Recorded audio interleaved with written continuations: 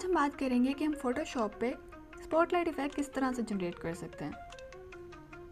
सबसे पहले हम ले लेंगे यहाँ पे एक लेयर, ब्रश टूल सेलेक्ट करेंगे, अपना कलर यहाँ से स्पेसिफाई करने के बाद हमें यहाँ पे करना है सिंपली एक क्लिक करने के बाद इस लेयर के जो हैं हमने ट्रांसफॉर्म टूल्स इनेबल करने हैं कंट्रोल T से।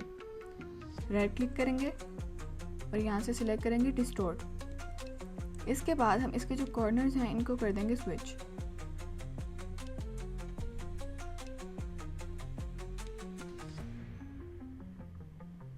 Like this. इंटर प्रेस करेंगे और इसका हाफ एरिया जो है उसको हम कर देंगे रिमूव। Control X।